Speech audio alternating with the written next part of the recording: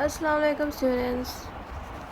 हमारे पास पंजाब यूनिवर्सिटी का जो मॉडल पेपर है उसके अंदर आपको तो सबको पता ही होगा कि आप लोगों को सबसे पहले एक लेटर आएगा जो कि गवर्नमेंट से रिलेटेड है। ठीक है, ये तो ऑफ कोर्स मैंने इसका रिव्यू पहले भी दिया है। उसके अलावा आपको एक क्वेश्चन आएगा गुड ओरल प्रेजेंटेशन, यानी कि जो चैप्टर वाला पीडीएफ मैंने आप लोगों को बताया हुआ था तैयार करने के लिए, उसमें ज़ाहिर है गुड ओरल प्रेजेंटेशन और 7 C's या इस तरह के तमाम टॉपिक्स उसमें मौजूद थे। तो अगर आप वो सब तैयार कर लेते हैं तो उसी के अंदर से इस तरह से 2-3 सवाल आ जाएंगे, जैसे कि एक लेटर का आ जाएगा और इस तरह से 2 चैप्टर्स आ जाएंगे, यानी कि एक गुड ओरल प्रेजेंटेशन और एक आ जाएगा 7 C's। ठीक है, फिर आपको इस तरह से एक बड़ा सा पैसेज दिया जाएगा लंबा सा, और उसमें वो आपको कहेंगे कि ये पैसेज पढ़ें, और इस पैसेज के एंड पे आपको कुछ इस तरह से सवाल मिलेंगे जो कि आपने पीछे जो पूरा पैसेज है उसमें से देख के अपने वर्ड्स में सॉल्व करना है, और सबसे एंड पे आपको ऐसे आएगा। इसका तो मैं रिव्यू दे चुकी हूँ। ठीक है, मेजॉरिटी स्टूडेंट्स इसी को ही फॉलो करें, लेकिन देखिए मैंने आप लोगों के लिए कुछ प्रिंट आउट्स लिए हैं। सही है, अब इनमें ऐसा क्या है कि मैंने इनके लिए ये वीडियो बनाई है। असल में मतलब मेरा मेन टारगेट था कि आप लोगों को चीज़ें सिखाऊं कि पेपर में जो मॉडल पेपर है उसे हट के क्या आ सकता है वो मैं आपको बताऊंगी। ठीक है, मेरा एक स्टूडेंट है कि जो कि जौहर लाहौर कॉलेज साहिवाल में पढ़ता है, उसके मिड टर्म का ये पेपर था। ठीक है, मिड टर्म जैसा पेपर भी आपको आ सकता है आपके फाइनल में, तो भी आप गौर से देखें। यहाँ पे मैं स्क्रीन क्लोज करके दिखाती हूँ। अब यहाँ पे आप देखें कि इस पे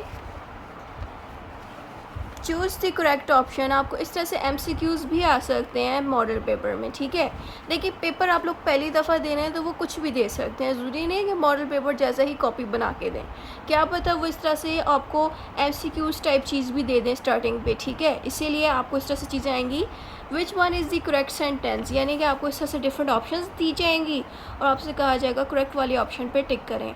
फिर इसी तरह के तकरीबन 7 हैं, 10 भी दे सकते हैं, 5 भी, कोई भी उठा के दे सकते हैं। जैसे कि the word with the same sound but different spelling are different meaning, आपको बताना है कि जो वर्ड है जिसमें साउंड सेम होते हैं लेकिन उनके मतलब डिफरेंट होते हैं उनको हम कहते हैं होमोनाइम्स। आई थिंक होमोफोन्स था वो, मैंने इसके ऊपर एक वीडियो भी बनाई हुई थी होमोफोन्स की, आई थिंक, जिसमें मुझे याद पड़ता है कि मैंने ये बताया था आप लोगों को कि ऐसे अल्फाज जिनकी आवाज़ एक जैसी है लेकिन उनके मतलब डिफरेंट होते हैं। सही है, तो इस तरह से देखिए वो कुछ भी दे सकते हैं, इस तरह से एमसीक्यूज़ टाइप चीज़ भी आ सकती है, इसलिए अपने आपको ज़हनी तौर पर तैयार रखें कि कोई भी चीज़ वो उठा के देंगे। अब ये नहीं आपने कहना कि मैम आउट ऑफ कोर्स दी थी, देखिए आपको आउट ऑफ कोर्स नहीं आता कुछ भी, आपका जो अपना सिलेबस है उसी के अंदर से ही पेपर वो बनाएंगे। ठीक है, अगर आप मॉडल पेपर सिर्फ फॉलो कर रहे हो और फिर यूनिवर्सिटी को ब्लेम कर रहे हो कि यूनिवर्सिटी ने आउट ऑफ कोर्स दे दिया, ऐसा कुछ नहीं है। मैं क्वांटिटेटिव रीजनिंग का तो समझ सकती हूँ ना, वो तो ज़्यादती की है सिरे से उन्होंने, लेकिन जो अभी आप लोग पेपर दे रहे हो इंग्लिश का, ये मेरे हिसाब से मुश्किल बनाने के लिए क्या करेंगे कि जो आपका एग्जैक्ट सिलेबस है ना बुक के अंदर, किताबों के अंदर, उसी के अंदर से वो सारा आपको देंगे, यानी कि जो जो चीज़ें आप इग्नोर करके स्किप कर दोगे उधर से ही उठा के ये चीज़ें डाल देंगे जो कि आपके बुक में है। जैसे कि बहुत से स्टूडेंट्स यहाँ से transitive, intransitive, compound and complex sentences, ये अगर जिस भी स्टूडेंट ने अगर सेंटेंसेस की टाइप्स अगर याद नहीं की होंगी, जितने भी वर्ड्स हैं transitive, intransitive, compound and complex, ये सेंटेंस की टाइप्स हैं। ठीक है, तो जिन स्टूडेंट्स ने ये पोर्शन अगर स्किप किया होगा वहीं से सवाल वो उठा के एग्जामिनर आपको दे सकता है, इस तरह से एमसीक्यूज़ में भी दे सकता था और लॉन्ग क्वेश्चन में भी दे सकता है। अब यहाँ पे आप लॉन्ग क्वेश्चन देखें कि लॉन्ग क्वेश्चन किस तरह के आए हुए हैं। Write a detail note on the role of the speech organs in sound production and manner of articulation, ये सवाल भी देखें आपके सिलेबस में मौजूद है। सही है, उसके अलावा ट्रांसलेट दी पैराग्राफ इनटू इंग्लिश, आपको इस तरह से कोई भी पैराग्राफ वो उठा के दे देंगे और आपसे कहेंगे इंग्लिश में ट्रांसलेट कर दो। फिर आता है right short notes on the following topics, आपसे कहेंगे कि इन टॉपिक्स में से किसी पे भी एक नोट लिखें, जैसे कि आपको कहेंगे types of sentences according to the structure, यानी कि जितने भी सेंटेंसेस के टाइप्स हैं, जैसे कि कंपाउंड सेंटेंस, कॉम्प्लेक्स सेंटेंस, जितने भी हैं वो सारे आपने पैराग्राफ की शक्ल में एक बड़ा सा आंसर लिख के देना है विद हेडिंग्स। ठीक है, अगर ये नहीं अटैम्प्ट करते तो उसकी जगह स्किमिंग एंड स्कैनिंग, क्या पता इनमें चॉइस ना हो, तीनों ही करने पड़े, क्या पता वो आपको इस तरह से तीनों दे दें, इनमें से कहें दो, कोई भी 2 अटैम्प्ट कर लो, ये पेपर के ऊपर डिपेंड करता है ना। जैसे कि स्किमिंग एंड स्कैनिंग के ऊपर आपको पैराग्राफ लिखना पड़ेगा या फिर टाइप्स ऑफ कम्युनिकेशन पे पैराग्राफ लिखना पड़ेगा, ठीक है, इसमें आप 7 सीज भी डाल सकते हैं इस वाले पोर्शन में। फिर आगे आता है use 6 idioms in your sentences. यहाँ पे तकरीबन आप देखें 1 2 3 4 5 6 7 8 ईडियम्स हैं। इन 8 ईडियम्स में से कोई भी 6 आपको वो कह रहे हैं इस्तेमाल करो सेंटेंस बनाने में। मुहावरे तो आपने उर्दू के सुने ही होंगे ना, इंग्लिश में मुहावरों को ईडियम्स कहते हैं। तो ये मुहावरे में यूज़ होने वाले वर्ड्स हैं, ठीक है, इनको मुहावरे कहते हैं, ईडियम्स, इनको हमने सेंटेंसेस में यूज़ करना है, ठीक है। तो इस तरह से देखिए पेपर बन के आ सकता है कोई भी। अभी मैं कोई और पेपर भी आपको दिखा देती हूँ। ये देखें, ये जो पेपर है ये है basically associate degree of the commerce, basically BS वालों का ये फंक्शनल इंग्लिश का पेपर है 2022 का, ठीक है। ये थोड़ा पेपर ब्लरी हो गया बट मैं रीड करके बता देती हूँ उसमें किस तरह के क्वेश्चन आए हुए हैं। Auxiliary verb versus the linking verb, आपसे पूछ रहे हैं कि ऑक्सिलरी वर्ब में और लिंकिंग वर्ब में क्या फ़र्क है। इंडिक्टिव मोड वर्सेस, इसको स्किप कर लेते हैं, पता नहीं क्या लिखा हुआ है। फिर आगे ये कंजंक्शन के ऊपर उन्होंने ये सेकंड क्वेश्चन दिया हुआ है, थोड़ा ये पेपर काफ़ी ब्लरी है। उसके अलावा कंपाउंड सेंटेंसेस वगैरह के ऊपर है, पंक्चुएशन आ गई है यहाँ से, ठीक है। उसके अलावा पार्ट ऑफ स्पीच आपको करने के लिए दे दी है, आपसे कहा गया कि पार्ट ऑफ स्पीच के बारे में हमें बताएं। चेंज दी वॉइस को कहते हैं कि आपको एक वर्ड सेंटेंस इस तरह से लिखा हुआ मिलेगा, आपने उसकी वॉइस चेंज करनी होगी, अगर वो एक्टिव है तो पैसिव में लिखना होगा। इस तरह की चीज़ भी आ सकती है पेपर में। उसके अलावा नरेशंस भी आ सकते हैं। नरेशंस में क्या होता है, एक सेंटेंस लिखा होता है, उसको हमें ठीक करके लिखना होता है। नरेशंस ऐसे देखते हैं, नरेशंस में क्या होता है ना कि कोई भी वर्ड इस तरह से लिखा होगा, Ali said he will come, ठीक है। तो ये वाला नरेशन को हमने खोल के लिखना है इस तरह से, Ali said that he would come. तो इस तरह से नरेशंस चेंज करने वाली चीज़ आएगी, यानी कि जो चीज़ कॉमा में लिखी होगी वो आपने कॉमा हटा के लिखनी होगी, उसमें दैट का यूज़ करना होगा, विल की जगह वुड लगा देना। तो इस तरह की चीज़ें आ सकती हैं, ठीक है। तो मैं ये सारा आपको इसलिए बता रही हूँ क्योंकि पेपर में ज़ाहिर है वो कुछ भी दे सकते हैं। फिर आखिरी सवाल है इसमें, रीड द फॉलोइंग पैसेज, यानी कि यहाँ से लेके यहाँ तक एक बड़ा सा पैराग्राफ दिया जाएगा, उसके नीचे कुछ सवाल होंगे जो इस पैराग्राफ से देख के सॉल्व करने होंगे, ठीक है। तो ये वाला पेपर भी आपने देख लिया। इसके पीछे एक और पेपर है हमारे पास, वो है फंक्शनल इंग्लिश, ये भी बीएससी वालों का पेपर है। इसमें देखिए defined subject verb agreement with an example of common error and their connections, ये हटा दें, ये वर्ब एग्रीमेंट के ऊपर है, अगर ये नहीं याद होगा आप ये स्किप करके दूसरा क्वेश्चन देख लें। What is a fixation and important formation, ये तो ऑफ कोर्स आपके वो सिलेबस में भी मौजूद है, ये वाला ये आपके सिलेबस में टॉपिक मौजूद है फिक्सेशन वाला, और मैंने इसकी वीडियो भी बनाई हुई है अपने यूट्यूब चैनल पे, यहाँ टॉप पे मैं उसका लिंक लगा दूँगी, देख लें। फिक्सेशन मैंने समझाया हुआ है। स्किमिंग एंड स्कैनिंग भी मैंने आप लोगों का कहा था कि तैयार कर लें, यहाँ से भी देखें पेपर में BS के आए हुए, तो आप लोगों को भी इस तरह से दिया जा सकता है पेपर। जैसे कि ये है ना क्वेश्चन नंबर 1, उसमें से क्वेश्चन डाल दिए, 2 में इस तरह से डाल दिए, तो इस तरह करके भी बन के आ सकता है, MCQs की शक्ल में भी आ सकता है, सही है। फिर उसके बाद आपको एक और सवाल आया, briefly describe the gender neutral language with example, ये भी आपके सिलेबस में है, ये भी आ सकता है पेपर में। जेंडर न्यूट्रल लैंग्वेज के ऊपर भी मैंने बताया हुआ था कि लैंग्वेज मतलब किसी भी ऑडियंस के साथ जब आप बात करो तो न्यूट्रल रह के बात करो, ये बातें मैंने सिखाई हुई थी। फिर उसके बाद what are the elements of the effective listening and why is effective listening important communication, यहाँ पे कह रहे हैं कि ये कम्युनिकेशन के अंदर जो आपको 7 चीज़ है वो पोर्शन भी इसमें आप डाल सकते हो, लेकिन साथ में आप इफेक्टिव लिसनिंग के बारे में चैप्टर भी इसके अंदर मिक्स कर सकते हो, यानी कि इसमें आप दो चैप्टर्स का मिक्स करके आंसर दे सकते हो, ये भी आपके सिलेबस का है। उसके अलावा use the following word in sentences to show the idioms usages, ये ईडियम्स आई हुए हैं 2, ठीक है, इनको हमने सेंटेंसेस में यूज़ करना है। Right the following questions briefly, अब ये लॉन्ग क्वेश्चंस है, अब देखते हैं लॉन्ग क्वेश्चंस में हमें क्या मिलता है। Explain the examples the key principles effective communication, अच्छा ये आपसे कह रहे हैं कि 7 चीज़ बता, देखें ना इफेक्टिव कम्युनिकेशन की 7 चीज़, क्लैरिटी, कोहेरेंस एंड कॉन्साइजनेस, ये वही 7 चीज़ की बात कर रहे हैं, ठीक है।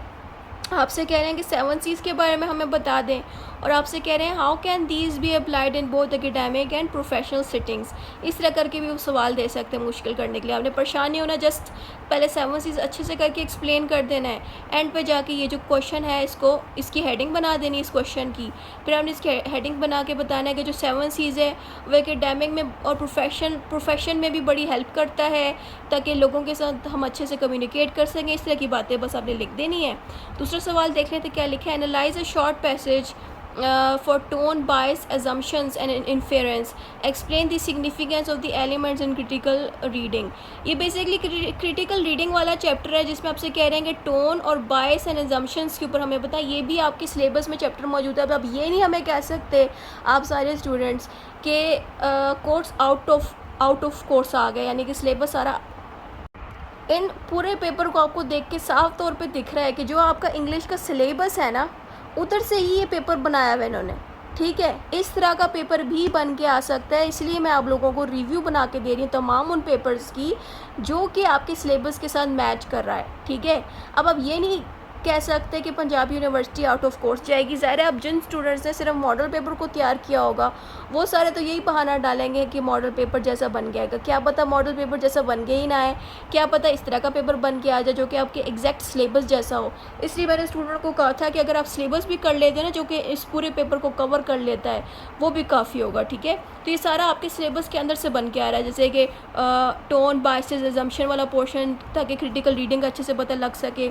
इसमें आप स्कैनिंग वाला पोर्शन भी दे सकते हो, इसमें आप SQ4R का भी एक्सप्लेन कर सकते हो। यानी कि अगर आपको कुछ समझ ना आ रहा हो ना कि ये क्वेश्चन कहाँ से आया है, तो जो टॉपिक इसके साथ रिलेट करा ना, वो टॉपिक भी आप इसके साथ डाल सकते हो। सही है, अपने दिमाग को जस्ट यूज़ करना है यहाँ पे। Write a formal business email to the potential employer requesting an internship opportunity, focus on structure, tone and clarity. आपसे कह रहे हैं कि आप एक बिज़नेस ईमेल लिख के दें कि आपको इंटर्नशिप की अपॉर्चुनिटी चाहिए उनकी कंपनी में या उनके बिज़नेस में, और अब आपने वो ईमेल लिखनी किस तरह से है, आपने टोन कैसा यूज़ करना है, आपकी टोन क्लियर होनी चाहिए कि नहीं होनी चाहिए।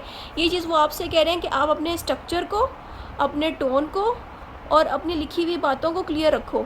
ठीक है, ये थोड़ा पेपर ब्लरी इसलिए है ना क्योंकि मैंने ये यूट्यूब चैनल से इसकी स्क्रीनशॉट ली थी। ये एक यूट्यूब चैनल है मैम निम्रा के नाम का, वहाँ पे ये पेपर पोस्ट हुआ था BS का। ठीक है, और ये काफ़ी ज़्यादा आपकी सिलेबस से मैच कर रहा है क्योंकि 2025 बिल्कुल लेटेस्ट पेपर है ये।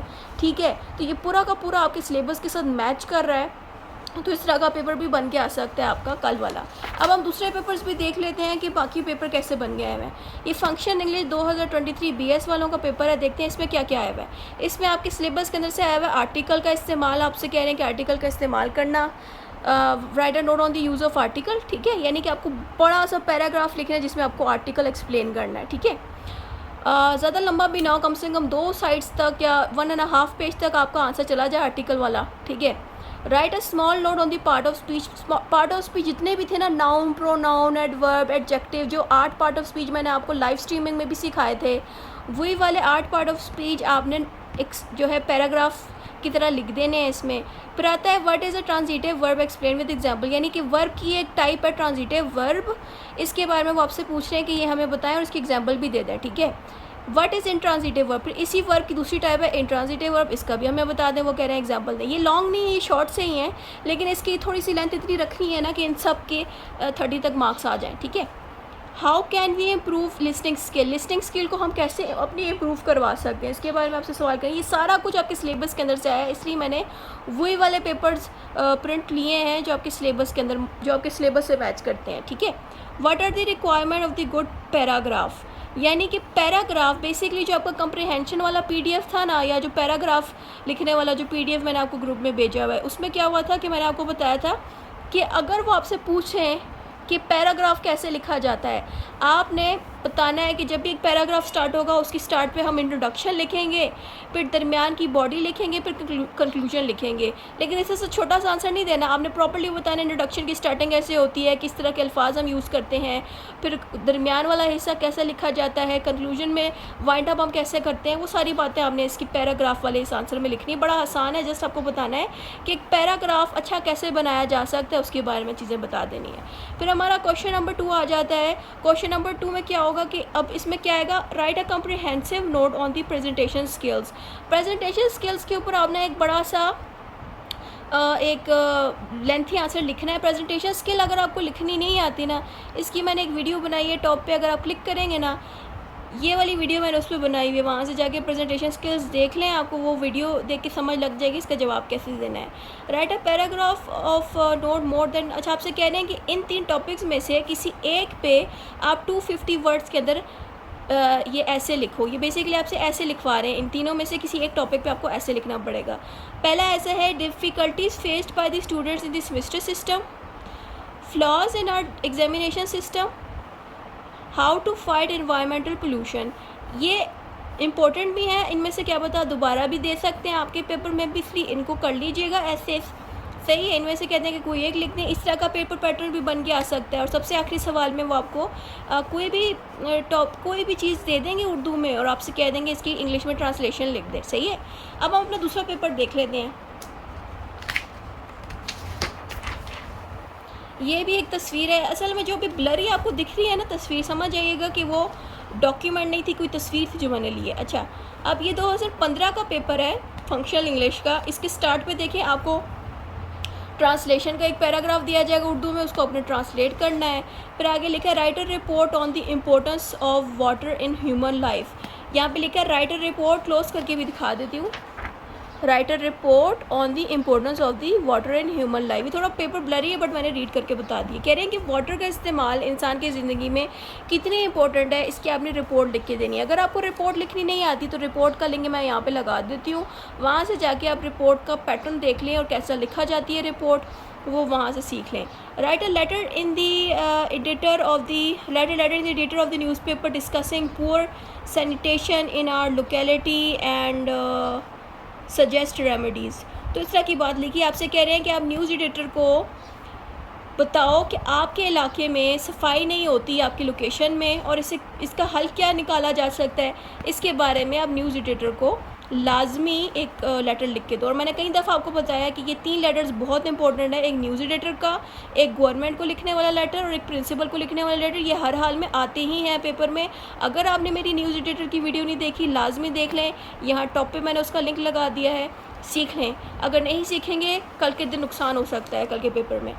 करेक्ट दी फॉलोइंग सेंटेंसेस, आपको इस तरह से सेंटेंसेस लिखे मिलेंगे और आपसे कहेंगे इसको करेक्ट करें। करेक्ट कैसे करना है कि इनमें इन सेंटेंसेस में कोई ना कोई ग्रामर मिस्टेक होगी, आपको वो ग्रामर मिस्टेक ठीक करनी होगी। ठीक इस तरह से करनी होगी, यहाँ से देख के आपने जस्ट आंसर शीट पे करेक्ट वाला सेंटेंस लिखना है, यानी कि क्वेश्चन पेपर को ना, क्वेश्चन पेपर में जो सवाल है उसको अपने आंसर शीट में सही करके लिखना होगा। ठीक है, फिर आपको इस तरह से यहाँ से लेकर यहाँ तक पैराग्राफ मिलेगा।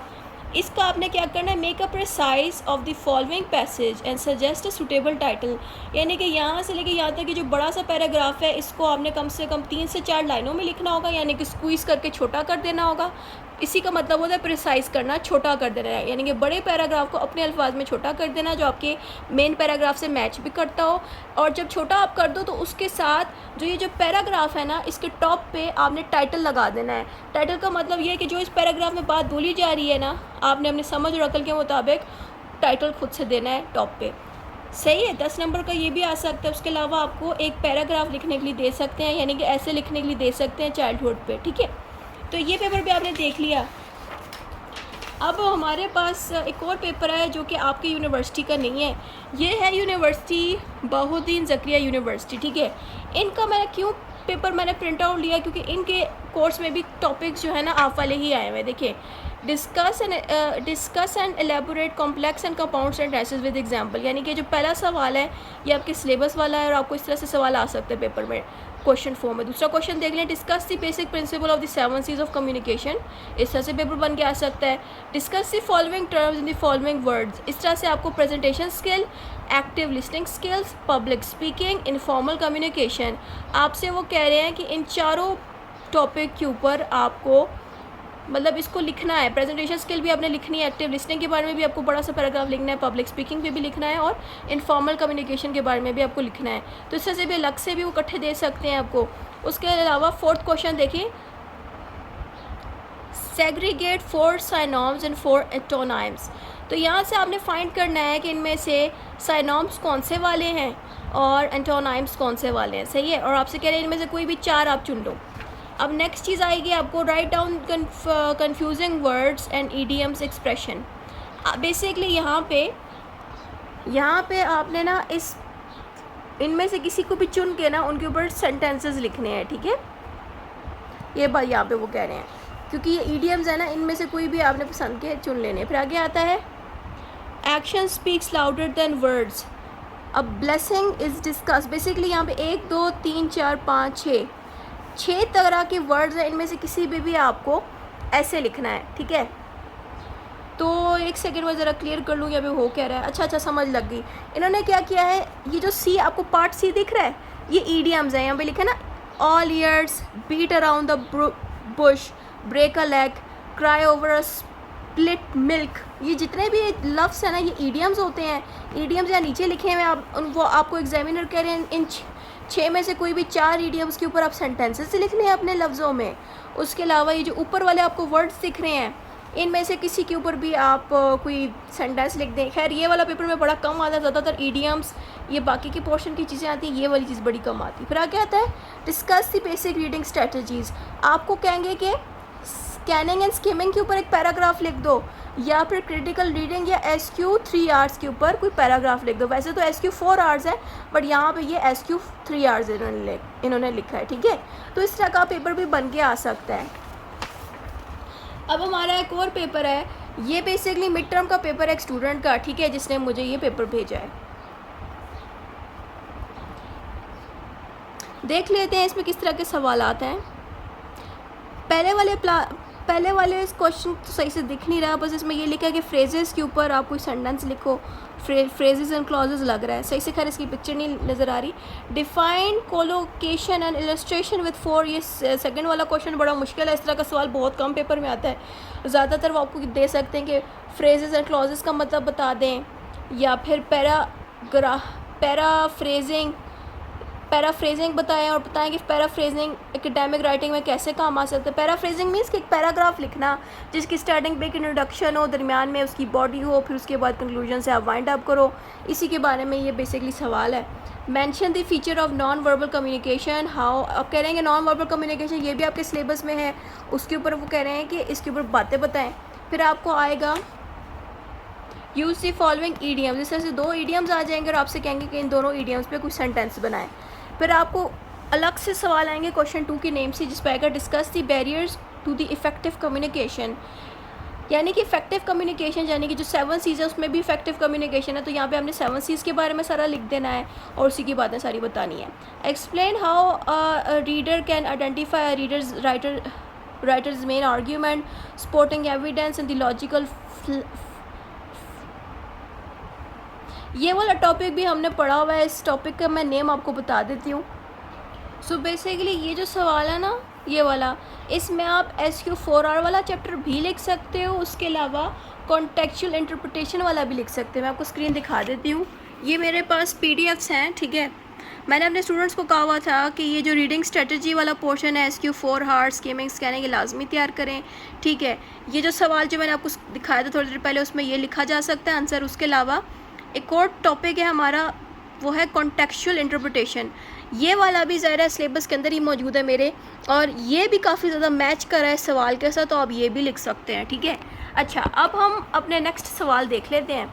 ये आपको समझ आ गई, इसलिए आपने क्या करना है, अपने जहन को ओपन रखना है और आप कोई भी टॉपिक को मिक्स करके इसमें ऐड कर सकते हो, ठीक है। क्योंकि पेपर वो मुश्किल बनाने की कोशिश करेंगे, चीज़ वही ही होगी जो आपने पढ़ी होगी, बस सिर्फ दिमाग को एक्टिव रखना है। उसके अलावा देखिए, एज़ यूजुअल जैसे मैंने आपको कहा था कि न्यूज़ एडिटर वाला लेटर बहुत इंपॉर्टेंट है, बिल्कुल वैसे ही जैसे कि गवर्नमेंट वाला लेटर इंपॉर्टेंट है।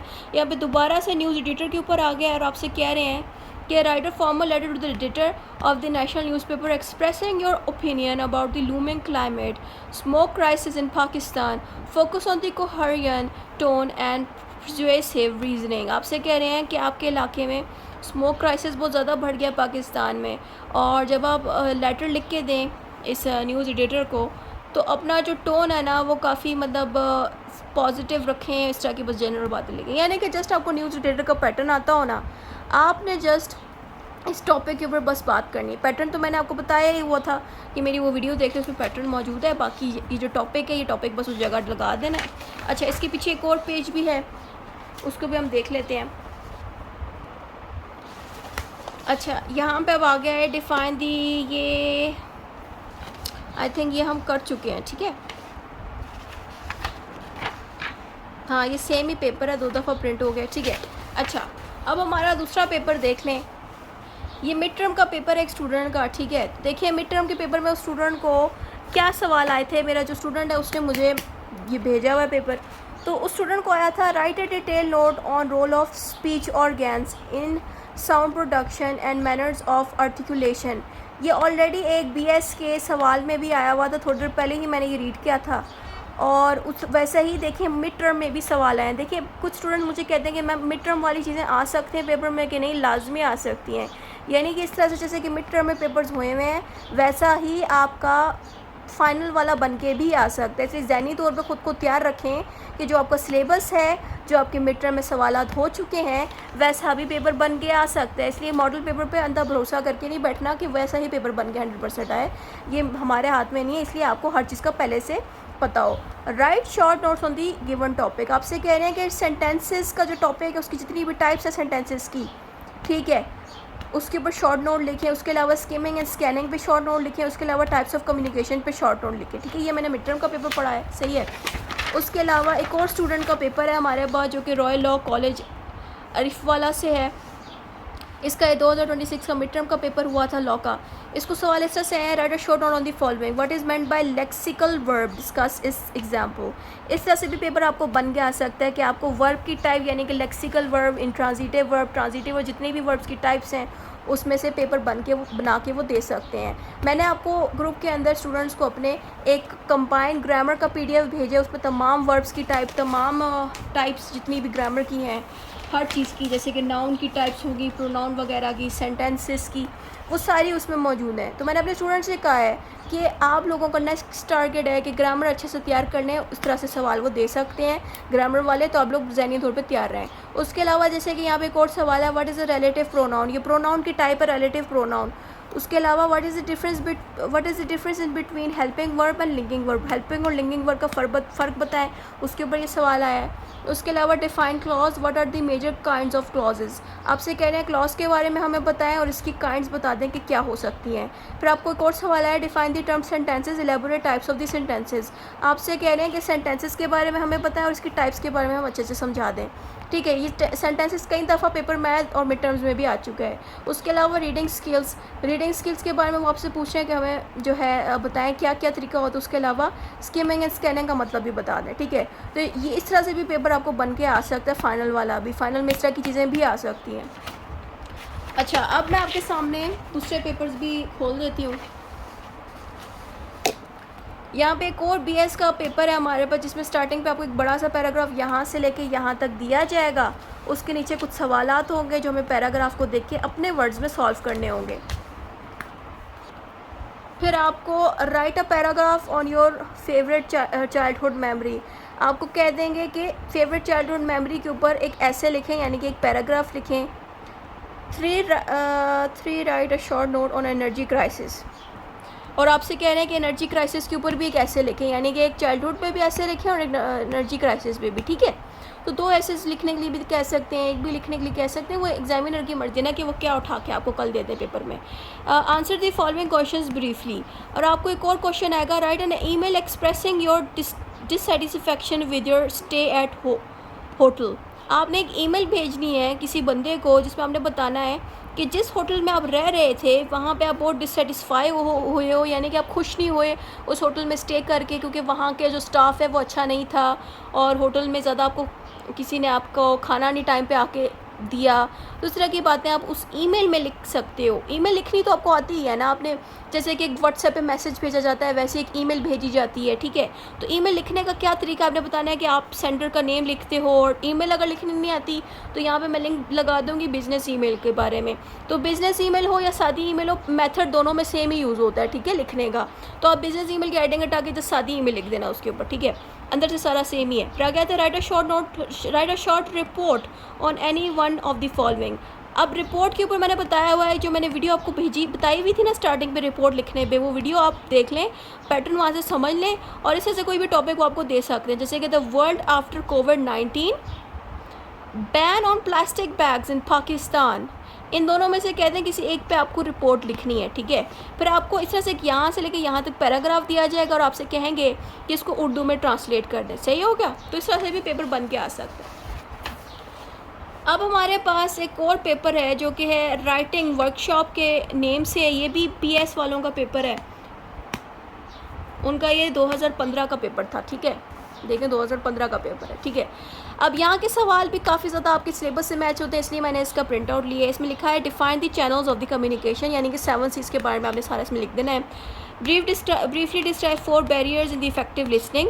इफेक्टिव लिसनिंग के ऊपर भी मैंने आपको बताया हुआ है, वहीं से सवाल आ सकता है। उसके अलावा नॉन वर्बल कम्युनिकेशन के ऊपर से भी सवाल आ सकता है, यानी कि जो भी मैंने आपको लिस्ट भेजी है ना इंपॉर्टेंट टॉपिक्स की, उनमें से सवाल बन के यहाँ पे आए हुए हैं। Explain good news messages, lead new messages and neutral messages. ये चीज़ आपके सिलेबस में नहीं, इसलिए हम इसको स्किप कर लेते हैं मैसेजेस वाले सवाल को। Differentiate between completeness and the correctness with suitable example. ये बेसिकली 7 C's के अंदर जो टॉपिक नहीं थे ना हमारे 7 C's में से एक कंप्लीटनेस है, एक कॉन्क्रीटनेस है। ये 7 C's के 2 हिस्से हैं, तो उसके ऊपर वो आपसे कह रहे हैं इन दोनों के ऊपर बात करें और एग्जाम्पल भी कोई दे दें, ठीक है। उसके अलावा आपको आया हुआ है explain in detail the importance and the benefits of effective communication. ये ऑलरेडी 7 C's का ये भी पोर्शन है, इसमें सारा 7 C's भी आप दे सकते हो, या इफेक्टिव कम्युनिकेशन का जो भी और टॉपिक है वो भी डाल सकते हो। Throw light on the strategies of the successful speaking. ये भी आपके सिलेबस में सक्सेसफुल स्पीकिंग का, या इस पर आप 7 C's वाला पोर्शन भी थोड़ा सा दे सकते हो। थोड़ा सा इसमें ओरल प्रेजेंटेशन वाला चैप्टर भी डाल सकते हो, ठीक है, जो मैंने आपको PDF में बना के भेजा हुआ है। उसके अलावा what are the purpose of giving presentation, explain in detail. Presentation वाला जो चैप्टर है ना, मैंने पिछली दफ़ा जो लिंक आपको दिखाया था ना, ओरल प्रेजेंटेशन वाला और प्रेजेंटेशन वाला, वो वाला भी आप इसमें उठा के लिख सकते हो, क्योंकि आपने जैसे इसमें बताया कि प्रेजेंटेशन देने से ये फ़ायदा होता है, इंसान में कॉन्फिडेंस आता है, इंसान अच्छे से बात कर सकता है और वगैरह वगैरह तमाम चीज़ें जो ऑलरेडी मैंने वीडियो में एक्सप्लेन की है, वही सारी आप इसमें उठा के लिख सकते हो, ठीक है, जो मैंने थोड़ी देर पहले लिंक शेयर आपसे किया था प्रेजेंटेशन का। अब हम अपना अगला और आखिरी पेपर देख लेते हैं। ये मिड टर्म का पेपर है मेरे एक स्टूडेंट का, ठीक है। इसको सवाल ऐसे आए थे एग्ज़ाम में, define context why it is important in legal studies. Context basically उस स्टूडेंट को ना, ये सिलेबस का हिस्सा है, उसके सिलेबस का ये पोर्शन है। मुझे नहीं लगता आपको कॉन्टेक्स्ट और कोलोकेशन जैसे सवाल देंगे। ज़ाहिर मिड टर्म का पेपर तो उस बच्चे का, इसलिए इसमें सारा स्टार्टिंग में ग्रामर है और एंड पे आ गया types of sentences according to the structure, ठीक है। तो इस तरह का सवाल इस बच्चे को दिया गया LLB एग्ज़ाम के सेमेस्टर में। तो बस आज की वीडियो में हमने बहुत सारे पेपर्स जाने। होप आप लोगों को वीडियो देख के अंदाज़ा हो गया होगा कि आपको पेपर किस तरह का बन के आ सकता है। इसीलिए अपनी तैयारी इतनी रखें कि पेपर आप लोगों का अच्छे से निकल जाए, ठीक है। खुदा हाफिज़।